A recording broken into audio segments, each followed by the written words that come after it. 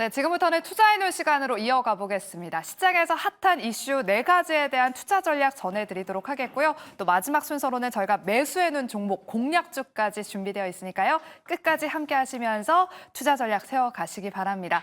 오늘 함께할 두 분부터 먼저 소개하도록 할게요. 이권희 대표, 이가람 매니저 모셨습니다. 안녕하세요. 안녕하세요. 안녕하세요. 네, 오늘부터는 저희가 더 다양한 투자 인사이트를 얻어보기 위해서 전문가 두 분을 모셨습니다. 또 우리 이가람 매니저는 저희가 3분 공략주 시간에서 또 큰 활약을 보여주셨는데, 네, 우리 이가람 매니저님 앞으로 활약도 기대해 보도록 할게요. 네, 감사합니다. 네, 알겠습니다. 그럼 먼저 오늘은 어떤 테마, 어떤 이슈들을 다뤄볼지 저희가 투자해놓은 키워드 하나씩 열어보도록 하겠습니다. 네, 저희가 오늘은 4가지를 살펴보도록 할게요. 먼저 자동차 보도록 하겠고요. 다음으로 미용기기, 방산, 마지막으로 정책 테마 하나씩 짚어보도록 하겠습니다. 먼저 첫 번째는 자동차 섹터부터 보겠습니다. 오늘 현대차가 52주 신고가를 경신했습니다. 일각에서는 지금 32만 원까지도 갈 수 있겠다라는 증권사의 전망이 나오면서 오늘 자동차 섹터 굉장히 강세를 보이고 있는데요. 32만 원 갈 수 있을까요? 우리 이건희 대표님 어떻게 보실까요?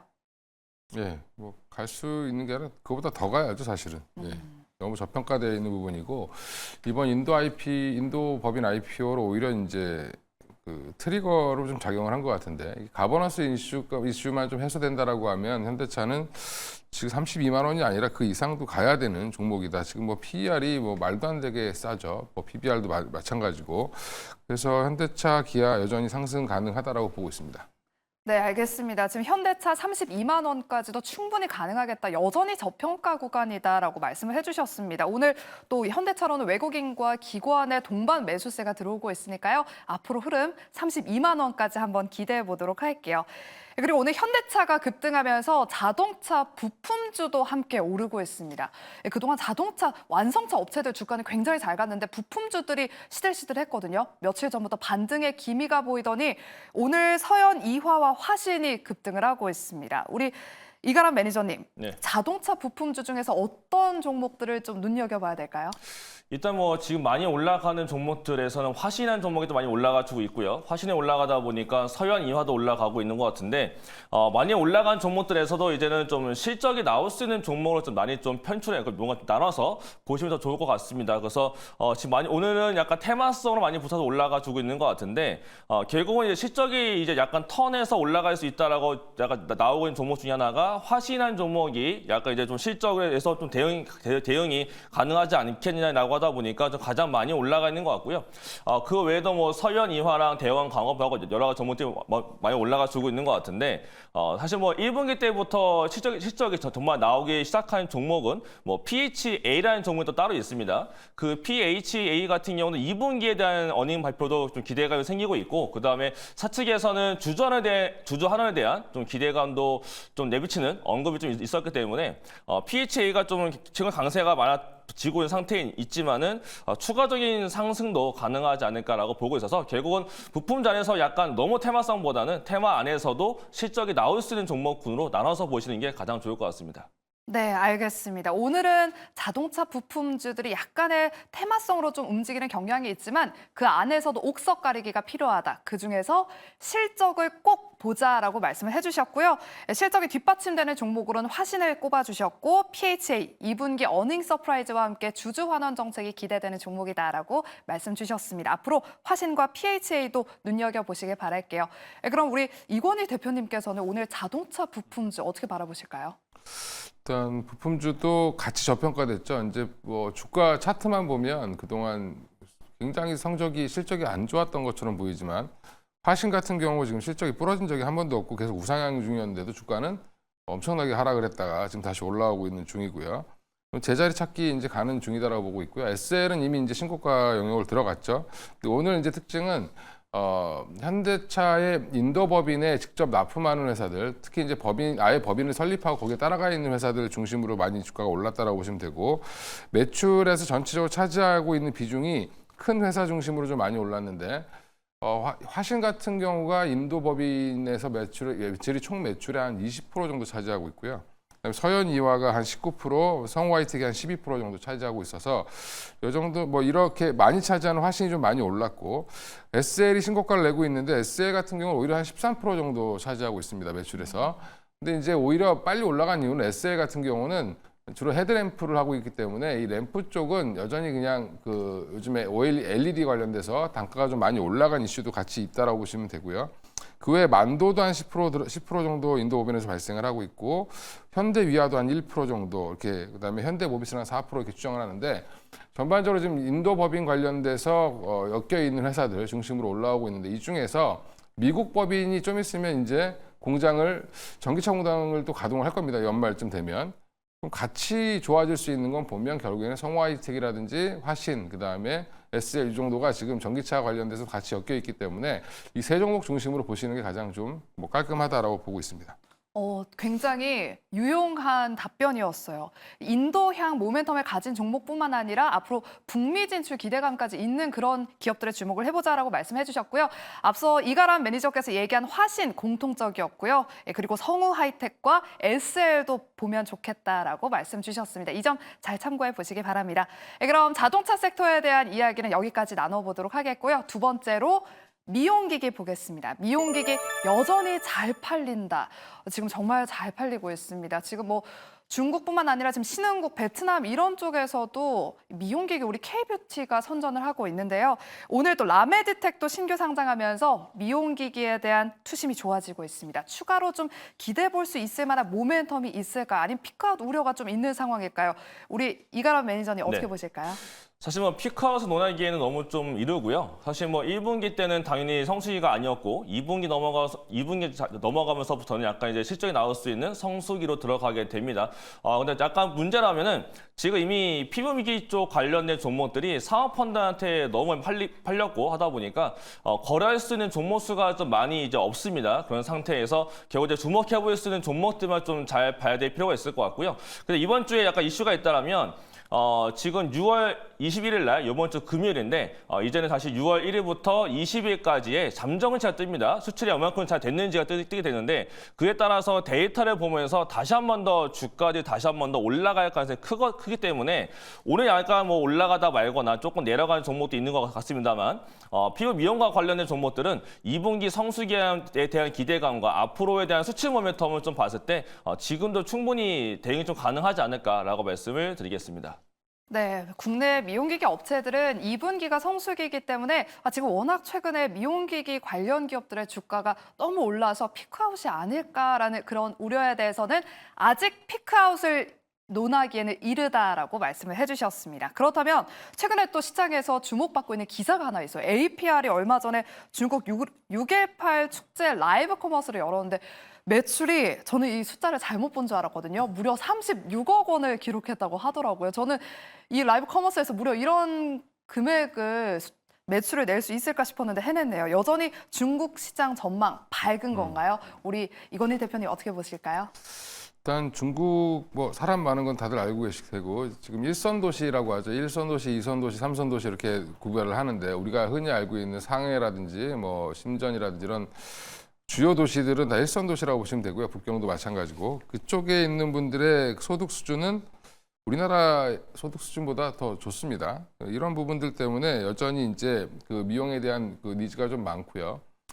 피부과 국내 피부과들 의사분들이 뭐 거기 가서 이제 뭐 한다는 얘기도 옛날에 뭐 성형외과부터 시작해서 많이 얘기가 나왔고 중국인들도 지금 우리나라 강남을 좀 점거할 정도로 호텔 하나를 다 그냥 통으로 들어올 정도로 많은 분들이 오시는데 일단 중국 내 이제 피부과 중심의 의료기기 성장은 생각보다 빠를 겁니다. 우리나라처럼 빠를 건데 일선 도시를 중심으로 올라가겠죠. 근데 문제는 그 피부과뿐만 아니라 또 하나 이제 지금 APR이 내세운 거는 피부과 가지 않고 집에서 하는 홈뷰티 관련된 기기인데 이 화장품과 같이 접목해서 이제 영업이익을 높이고 있는 중인 회사인데 이 회사의 지금 성장세는 생각보다 가파를 수 있다라고 보고 있고요.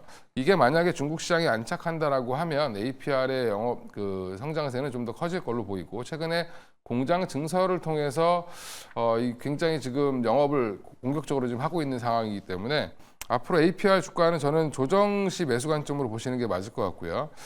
지금 그 외에도 우리나라 피부 미용기기 업체들 너무 좋습니다. 그러니까 뭐 클래시스나 비올 같은 회사들 보면 영업이익률이 뭐 50%가 넘어가는데 우리나라 국내 기업 중에 영업이익이 50% 넘어가는 회사들 거의 없죠. 그런 거 보면 여전히 지금 이쪽 시장은 우리 회사들이 잘하고 있다라고 생각하시면 되고요. 중장기 성장성 유효하니까 주요 종목들 조정시 매수 관점으로 대응하셔도 좋을 것 같습니다. 네, 이건희 대표께서 APR 지금 성장세가 가파르다. 지금 조정 시 매수의 관점으로 대응을 해보자라고 말씀해 주셨는데 말씀해 주셨던 것처럼 지금 APR이 한 2% 가까이 조정을 받고 있습니다. 특히 외국계 매도세에 지금 조정을 받고 있는데 우리 이가람 매니저께서는 그럼 APR 지금 구간에서 접근해봐도 괜찮겠다라고 보실까요? 네. 저는 APR은 포트에 여유가 있다면 저는 APR 같은 종목은 앞으로 최소한 2달 정도 생각하면서 좀 모아갈 필요가 있지 않을까라고 좀 말씀을 드리고 싶습니다. 일단 중국 쪽에서 성장 포체를 보게 되면 그 라이브 이커머스 쪽을 굉장히 잘 활용하고 있고 최근에도 왕홍 쪽이랑 또 약간 중국의 티토이라고 할 수 있는 곳과 지금 뭔가 판매가 좀 잘 된 것 같은데 지금 APR 쪽이랑 얘기 좀 해보게 되면 마케팅 자체를 이번 것처럼 이제 그 인플루언서들과 많이 하겠다라고 합니다. 실제로 이제 영업 비용 자체를 인플루언서들 쪽으로 더 증가를 시킬 걸로 알려지고 있는데 그만큼 글로벌들에서의 글로벌에서의 지금 약간 이제 인식을 조금 더 키우려고 하고 있는 그런 모습이 APR인 것 같고요. 그다음에 아마 7월 달에도 신제품도 나옵니다. 신제품 나타나게 되면 신제품에 대한 수요가 또 굉장히 세지는 게 7월이에요. 근데 7월 달에 되기 전에 이 주가 자체가 미리 움직이기 때문에 6월 달에 눌렸을 때 아마 APR은 생각보다 안 눌릴 가능성이 저는 크다라고 보거든요. 그렇게 본다면은 오늘처럼 눌릴 때가 한 번씩 또 기회가 될 수 있고 원하는 가격까지 안 눌릴 가능성이 저는 크다라고 보는 게 APR이 될 수가 있을 거라서 저는 뭐 APR은 지금 정도 자리에서 충분히 대응이 가능하지 않을까라고 말씀을 드리겠습니다. 네, 좋습니다. 두 분 다 APR에 대해서는 조정 시 모아가도 될 만한 종목이겠다라고 말씀 주셨으니까요. 참고로 오후장 흐름 눈여겨보시길 바랄게요. 네, 그럼 세 번째는 방산 섹터를 이야기 나눠보도록 할게요. 오늘 국방부 장관이 루마니아와 폴란드를 방문한다는 소식에 오늘 방산주들이 강세를 보이고 있습니다. 루마니아는 처음으로 방문을 한다고 하거든요. 방산 수출 기대감이 있는 상황으로 오늘 LIG 넥스원이 신고가를 경신했습니다. 이 낙수 효과에 오늘 방산주들 잘 가고 있는데 하반기에는 방산주들 좀 시장을 주도할 수 있을까요? 우리 이건희 대표님의 전망이 궁금합니다. 예, 방산주는 뭐 하반기가 아니라 뭐 한 5, 6년 봐야 되지 않을까 뭐 생각하는데 그 이유는 이제 물론 이제 주기적으로 실적이 좋을 때도 있고 나쁠 때도 있고 지난번에 하나 에어로스페이스 보면 1분기 실적이 좋을 거로 생각했는데 생각보다 안 좋게 나오면서 주가가 급락하는 현상도 나왔는데 이게 이제 뭐 1분기에 반영되느냐 2분기에 반영되느냐 이 차이 정도라고 보시면 되고요. 연간으로 보면 지속적으로 성장하고 있는 중이고 지금 특히 이제 폴란드 재방문에서 뭐 또 다른 추가 수주 이런 얘기도 나오겠지만 또 하나 지금 LIG 넥스원이 올라오고 있는 것들 이유를 보면 결국엔 이제 대공 방어망이라든지 이런 것들에 대해서 또 여전히 이제 그 동유럽 쪽에서도 관심을 갖고 있다라는 부분이거든요. 이미 이제 전차라든지 뭐 그다음에 그 자주포 같은 경우는 많이 이제 이미 성능이 입증됐는데 지금 이 대공 미사일이라든지 뭐 방어망 관련된 미사일 방어 체계 관련돼서는 주로 이제 아랍 쪽 관련돼서 이제 그 중동 쪽에서 수주가 나왔던 부분이 이제 동유럽까지 확산될 수 있다라는 그런 기대감이 좀 퍼지고 있는 것 같습니다. 그러니까 전반적으로 방산주는 당분간 신냉전 시대라고 할 만큼 좀 안 좋은 상황이기 때문에 좀 더 지켜보실 필요가 있을 것 같고요. 특히 동유럽 국가들이 왜 이렇게 갑자기 이렇게 난리냐라고 보면 그게 러시아의 위협인데 그쪽이 평지라 뭐 방어할 수 있는 게 없습니다. 그러니까 밀고 내려오면 사실은 거의 무방비 상태이기 때문에 이런 부분들을 막기 위해서는 국방력을 강화시켜야 되겠다는 부분들이 여전히 니즈가 크다라고 생각하시면 될 것 같습니다. 네, 알겠습니다. 방산은 또 세계적 트렌드이기 때문에 하반기에까지도 계속해서 바라보면 좋을 것 같다라고 말씀을 해주셨습니다. 지금 옆에 보시면 지금 하반기 방산주에 주목해야 할 이유로 저희가 국내 방산업체 기대 수출 사업을 정리를 해놨습니다. 아직 계약 여부가 성사되지 않은 기업들도 많으니까요. 앞으로 흐름 눈여겨보시면서 제가 지금 수급을 보니까 방산주들로 외국인과 기관의 동반 수급이 들어오고 있습니다. 그래서 그런지 상승 탄력이 둔화되지 않고 잘 가고 있는데 우리 이가람 매니저님 종목에 대한 이야기를 좀 나눠보도록 할게요.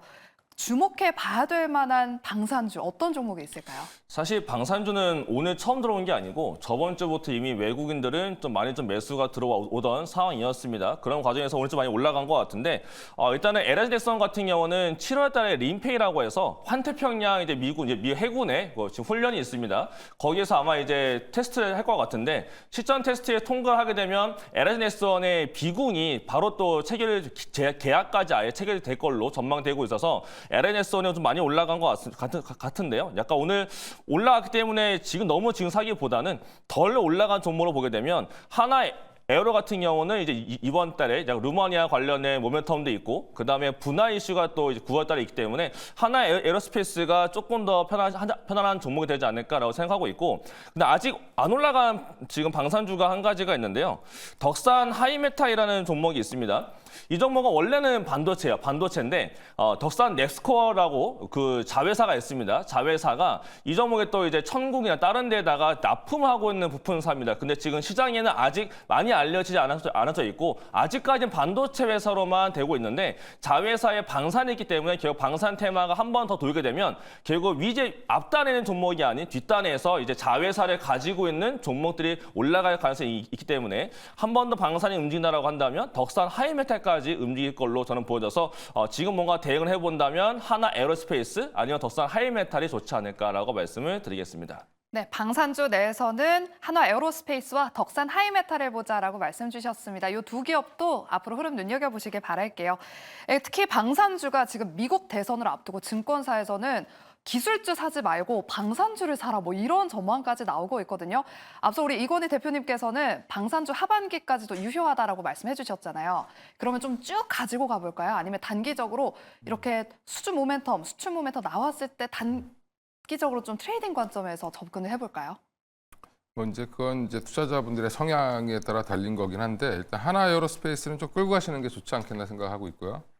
그 외에 이제 LIG 넥스원도 이게 이제 업황의 특히 이제 LIG 넥스원은 이게 뭐 공시가 수주 계약이 나와도 이렇게 알릴 수가 없는 경우가 대다수여가지고 네. 실적이 나와야지만 좀 증명이 되거든요. 그런 부분들 때문에 어떻게 보면 주가가 눌렸다가 한 번에 올라가는 계단식으로 상승하는 경향이 있는데 여전히 이제 이번에 첨무 관련되죠. 이 첨무 관련돼서도 여전히 또 이번에 한번 유럽에서 선보인다라고 하니까 유럽에서의 또 추가적인 수주 이런 것들도 기대해 볼 수 있다라고 생각하고 대응하시면 될 것 같고요.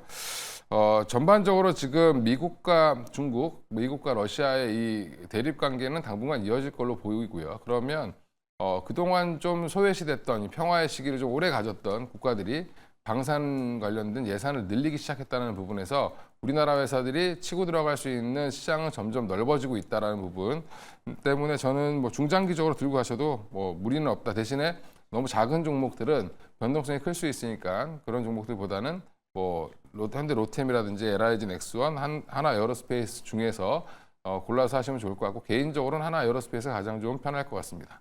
네, 알겠습니다. 저도 하나 배웠네요. 방산주는 보통 계단식 상승을 보이기 때문에 하반기까지 쭉 끌고 가도 괜찮겠다라고 말씀을 해주셨습니다. 그럼 마지막 투자의 눈 보겠습니다. 정부 정책에 널뛰는 테마주라고 저희가 이름을 지어봤습니다. 시추부터 저출생까지 지금 정책주가 뜨고 있는데요. 첫 번째로는 저희가 다시금 동해 유전 테마를 한번 짚어보도록 할게요. 대통령이 지금 탐사 시추 계획을 승인했습니다. 오전장에 또 한국가스공사가 또 눈에 띄던데 관련 종목들 전망 어떻게 보실까요? 이가람 매니저님께 먼저 여쭤보도록 할게요. 이거 같은 경우는 사실 지금들에서 뭔가 새롭게 대응하기에는 좀 어려울 것 같고요. 다만 이제 가스공사 같은 경우는 좀 눌린다면 좀 가능하지 않을까라고 생각하고 있는데 다음 주 정도면 이제 한 번 더 전략회의가 더 열릴 것으로 좀 전망이 되고 있어요. 결국은 약간 뉴스가 연말까지 이어질 거기 때문에 뉴스에 대한 언론 보도 계획이 뜨고 아니면 지금 뉴스가 올라올 때마다 뭔가 단기 대응 정도는 지금 전에는 괜찮을 것 같고 다만 이제 가스공사의 흐름이 깨져버린다면 테마가 죽을 수가 있기 때문에 약간 거기에 대해서 조금 조심을 하자라고만 말씀을 드리겠습니다. 네, 알겠습니다. 동해 대왕고래 프로젝트 테마에 관해서는 단기적으로 접근해보자라고 말씀 주셨고요. 두 번째는 저희가 저출생 대책, 지금 정부가 계속해서 지금 올 초부터 저출생 이야기를 계속해서 내놓고 있습니다. 그러면서 관련 종목들이 한 번씩 움직이고 있는데 저출생 테마는 어떻게 대응을 해봐야 되는 것인지 우리 이건희 대표님의 생각은 어떠신가요?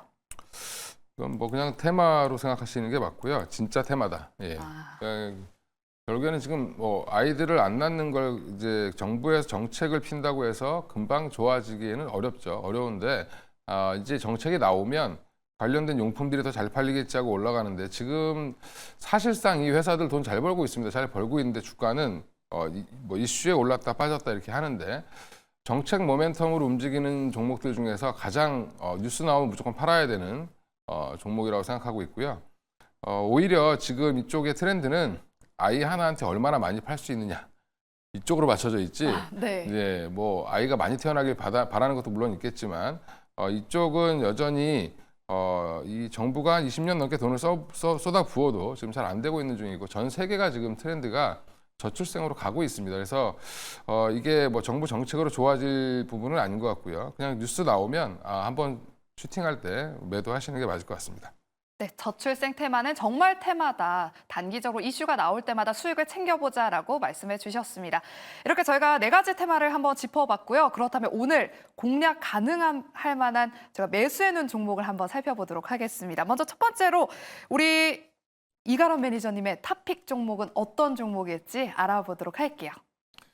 네, 저는 이제 오늘 방산 쪽을 좀 보도록 하겠습니다. 제가 조금 전에 이제 더 올라간 방산을 보자라고 설명드렸던 덕산 하이메탈 좀 보도록 하겠고요. 덕산 하이메탈 일단 전량만 말씀드리면 매수는 현재가로에서 8,100원도 가능할 것 같고, 그 다음에 목표가는 8,630원, 손절가로는 7,000원을 말씀드리겠고, 방산 테마가 한 번 더 돌게 되면 한 타임 더 돌 때 추가적인 강세가 가능한 종목이다라고 말씀을 드리겠습니다.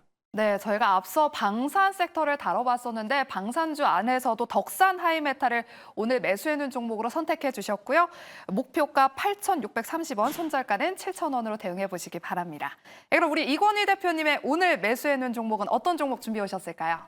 예, 화신 갖고 나왔고요. 화신 뭐 많이 올랐는데 오늘 이런 종목에는 물려도 된다라고 생각하고 말씀을 드리려고 갖고 나왔고요.